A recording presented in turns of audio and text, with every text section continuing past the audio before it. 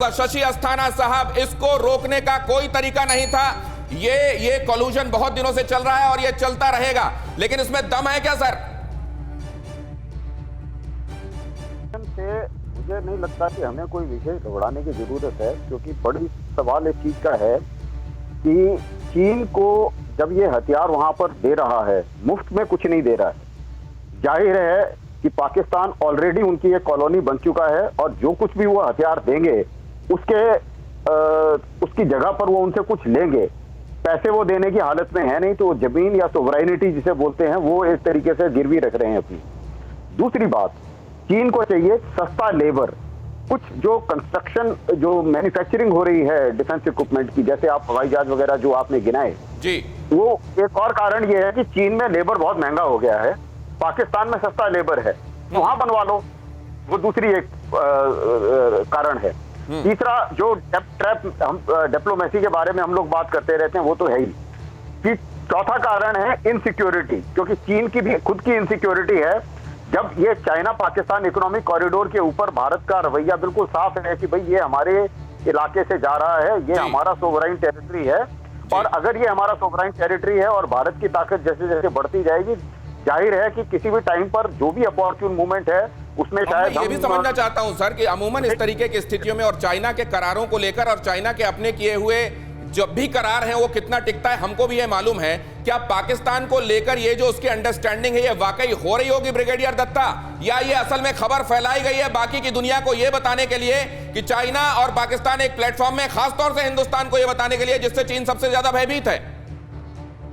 देखिए, वो चीन की चिंता है वो दुनिया समझ सकती है, और जो इन्वेस्टमेंट कर रहा है पाकिस्तान के अंदर वो इसलिए कर रहा है क्योंकि अगर युद्ध की स्थिति होती है तो इंडियन ओशन रीजन में उसका जो मूवमेंट है उसको बिल्कुल खत्म कर दिया जाएगा। तो वो ये नहीं चाहता कि ग्वादार पोर्ट, जिसका लीज उसने 2059 तक तकरीबन 2060 तक दिया हुआ है, वहां एक वो सामरिक हवाई अड्डा भी बना रहा है। तो वो ये चाहता है जिस तरह से ये सबमरीन्स या इस तरह के जो नेवल वेसल्स दे रहा है, ये बहुत महत्वपूर्ण इंसाइट है सर ये, क्योंकि ये कहा जा रहा है कि अब मलक्का स्टेट को चोक किया जा सकता है, सुंदर स्टेट को चोक किया जा सकता है हिंदुस्तान की तरफ से। तो एक ऑप्शनल तरीका, एक वैकल्पिक तरीका बनाने की कोशिश की जा रही है। मैं इसको लेकर चलूंगा अब अशोक सज्जनहार साहब के पास। अशोक सज्जनहार साहब, दुनिया ये देख रही है, लेकिन उसके बावजूद यूएन में प्रोमिनेंट पोजीशन में चाइना, एनएसजी, जितने महत्वपूर्ण संगठन आप गिनाए उसमें चाइना का दखल होता है, बावजूद इसके कि वो कहीं की बात मानता नहीं है। उसके लिए वो करार जो उसको सूटेबल होता है मानता है, वरना उसको फाड़ के फेंक देता है।